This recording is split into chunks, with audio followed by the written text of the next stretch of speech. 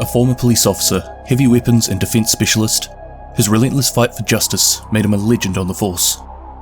James Dragov grew up in the heart of a crime family, but he managed to pull away from this life and joined the New York police, and eventually, the Division. To him, the most important thing in this world is family.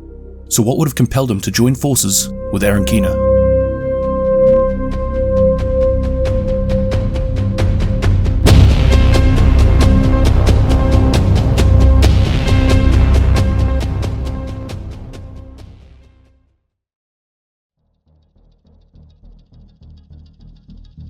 James Dragov's father was the head of a Russian crime family, so unsurprisingly, he grew up around extortion, bribery, and murder.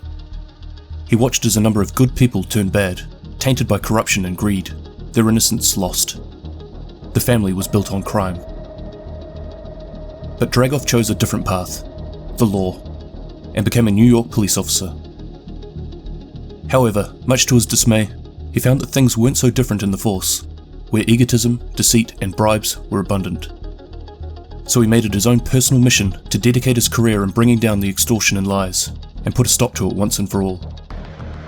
Naturally, Dragov made a name for himself. With his stern and sharpshooting ways, he was beginning to accomplish changes within his department on in-house crime. From here, he began to get noticed by recruiters, and not long after, he was recruited by the Strategic Homeland Division. He was activated along with the first wave division agents, but instead of assisting with the quarantine in Manhattan, he was tasked with helping the remaining correctional officers on Rikers Island. The dollar flu had made it here too, and the dwindling guard presence, due to sickness, meant they required extra support at this time. But as the virus spread throughout the city, prison riots began to get out of control, and communication to Rikers Island was lost.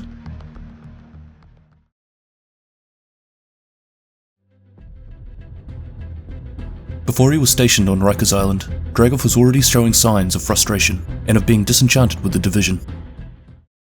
The fuck? How are this many agents assigned to Tribeca? Not really that surprising. You check who lives around here? It's a who's who of Manhattan. These people can get out whenever they damn well please. They don't want to. These families have never faced adversity. Their biggest challenges are deciding what country to import their nannies from and which divorce and immigration lawyers to hire. So what you're saying is silver spoons and detached from reality. Got it on the first try. Smarter than you look. I hope the Division would be free from this type of corruption. Nope. Check that side of the street. I think I saw a movement. Roger that. In his eyes, the twisted morals of his criminal family and the crooked police force lies and manipulation had somehow managed to creep its ways into the Division ranks. He was beginning to realize that even the best of us can be turned, and that extortion is everywhere. Money is power. The rich were being taken care of, while the poor were left struggling to survive. Fast forward to Rikers Island. The prison warden had made the call for all staff to leave the island. This was the last straw for Dragov. What are you doing with the inmates? Well, they'll stay here. You're leaving people in lockup? Not everyone. Low-risk inmates have already been released, but the rest will have to remain in their cells. It's for everyone's safety. We can't ensure their transition into society. I'm afraid I can't let you do that. It's not your call to make, Agent. You have a direct order to escort me off the island. My orders are to serve the people. It's a shame I got distracted doing my job and wasn't here in time to save you. Wait, what are you doing? Hey, no, stop! Dragov killed the warden and freed the prisoners. He wasn't prepared to just leave them there to starve to death in their cells. He was marked as rogue, but before he left Rikers Island, he grabbed the guard keys and handed them to Larry Barrett. Some time passed. A second wave of Division agents was activated in New York. They launched an attack on the Rikers stronghold and managed to put an end to their leader, Larry Barrett. The remaining Rikers were in a state of disarray. Infighting had begun as gang leaders fought amongst themselves to become the new Rikers leader. Dragov received a visit by a Rikers member who knew him from the prison. You recognize me? Not really. Rikers? You a former inmate or one of the new recruits? I was 2 cells over when you threw the warden's keys to Barrett. Hope you're not looking for a handout. Nah, ain't like that. I thought you'd like to hear about an opportunity. I'm listening. Barrett took a bullet. Or 10? There's a lot of internal conflict, so Not sure I'm the right guy. just come by and say hello. I think you'll like us. We already owe you. Unsure at first, he decided to go and see what he had to work with. And what he found was a group of desperate people who simply wanted to survive. He saw these as his people, his family. I watched how this country responded to calls from help from those in need. Discarding them to come to the aid of men with means. We showed them. We stormed their castles. We took from them what they took from us. We threw those rich bastards out of their penthouses, and we built something from the ruins. A community. No. A family. Dad'd be proud. Family first, Milenkilev. Well, he taught me a lot. But not that he meant to. I watched as he bent men to his will. How he corrupted people around him, changing good to bad, the innocent to guilty. The family he built was one of crime, of extortion, of bribery, of murder. I chose the law. And all I saw was a different side of the same coin. Police, corrupt thugs taking petty bribes. Division, ha! Delusional killers of the highest order. The apple doesn't fall far from the tree. You? Yeah, you're criminals. I am too. We all are. But you didn't deserve what they did to you. So now, we'll take what we can. It's time to ring in a new era. Dragov was able to bring the Rikers crew together. The in-house fighting stopped. Under his guidance, they had structure, and they were carving out a territory that they could call home. After months of babysitting the rich, Dragov had gone full circle and was taking from them in order to build up supplies for his new family. The Riker ranks were starting to swell from the joining of local gangs and desperate families who were struggling to survive alone. With the Rikers, they had security, food, and the supplies to last them a lifetime. After being left for dead on the prison island, things were starting to look pretty good. But Dragov's successes were starting to get recognized outside of the group, and eventually he received a visit from a certain rogue agent, Aaron Keener. I'm gonna need a list. Here you go. Some of these are gonna be hard to find. Seracrates aren't so bad. These specialized chemicals and viral cultures, though, they'll take some time.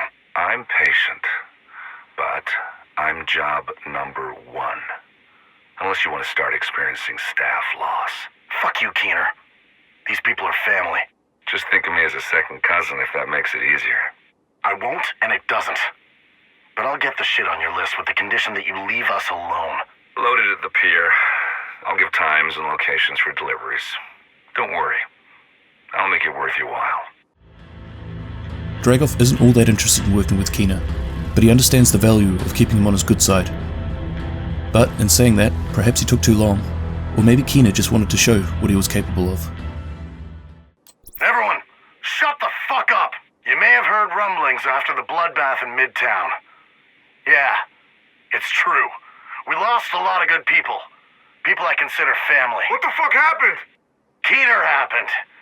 And unless we play ball, he'll keep happening. Fuck that guy. Let's kill him. Shut the fuck up, Ron. I don't like this any more than you. But this is an opportunity for us. And it'll keep us in the good graces of a powerful ally. First things first. We're moving downtown. We're gonna take an enclave in the heart of the financial district itself. What's an enclave? God damn it, Ron. Shut the fuck up. Dragov and the Rikers proceeded to storm Wall Street. They shifted their entire operation to Lower Manhattan, again taking from the rich and stockpiling vast amounts of food, weapons, body armor, and ammunition. He was able to set up his black market operations, where people who had the resources to trade could visit. This would also help with acquiring some of the more unusual pieces from Keener's list. However, Keener was starting to grow impatient. Was I unclear? Don't patronize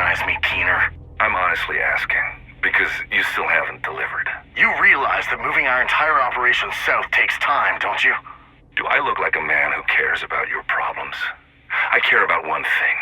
The delivery of the supplies I asked for. You'll get them. This shit is hard to find. You got 24 hours. If I don't get a delivery by then, I'll make what happened to Heavy look downright pleasant compared to the rest of your crew. Wait. What the fuck did you do to Heavy?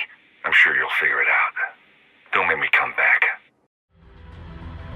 Keena's list included biohazard materials and items that would require chemists to prepare. Because of this, he wasn't able to complete the order on time.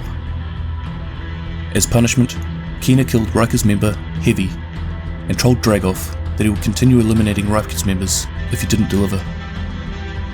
Reluctantly, Dragov complied and helped Keena with various other tasks for the sake of his new family. Dragov was present with Keena when he first met Division Agent THEO Parnell. He was there hiding, ready to shoot, if Parnell didn't agree to join his side.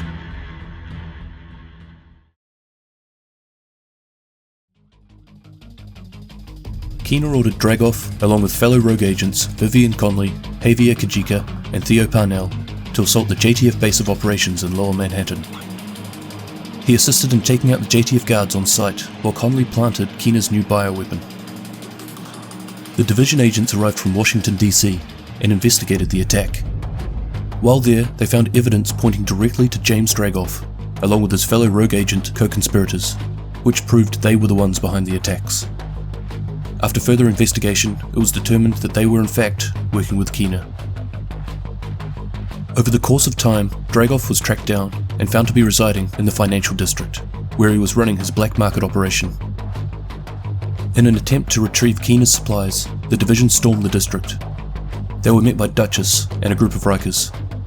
The division dealt with Duchess and the Rikers and proceeded to claim the supplies. Pushing through the Riker defences, the division managed to destroy the APC and made it to the stock exchange building, where Dragov was waiting. The division fought on and killed Dragov, as well as 2 of his lieutenants. Dragov's smartwatch was retrieved by the division and handed to Fei Lau on their return. She would use this to assist in locating Aaron Keena. The division continued through to the pier, where Keena's supplies were waiting.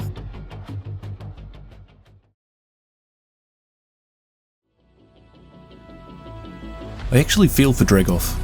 He removed himself from a situation where he'd grown up surrounded by crime and murder, to instead do good, only to find himself in a setting that was surrounded in the corruption of the police force. Still, he fought on to put an end to it, and he made a name for himself, to the point of being recruited by the division. But yet again, in his eyes, he was placed in a position where the elites of society were given preference over everyone else. What happened on Rikers Island caused him to snap. Obviously in search from a young age for a group that he could call family, and a group that could meet his morals, he found what he was looking for in the Rikers. He was attempting to lead them down a Robin Hood sort of path, taking from the rich and giving to the ones left helpless and abandoned by the government. And what we can tell from the comms, he actually seemed to be straightening the Rikers out, to a certain extent. Another interesting piece of the puzzle that Dragov's story brings is the original story of how the Rikers escaped from the prison island has been rectified. In the Division 1, it was rumoured that Lara Barrett was able to free the prisoners because the warden had a bit of a thing for her. And when stuff was going down, the warden had planned to escape with Lara on a barge he'd organised. But Lara killed him instead, taking the guard keys. I guess she didn't bother correcting this rumour because it more than likely helped her get into a position of power with the Rikers. Anyway, what do you think? Did Dragov deserve what happened to him? Or was he just another victim of Aaron Keena's mission? Thank you very much for watching. I'm hoping to get into Vivian Conley next. I'm still missing a ton of info on her, but I have a feeling this may not be collectible at this stage, possibly to be released in a future update. Thanks again for watching, and I'll catch you in the next one. Cheers!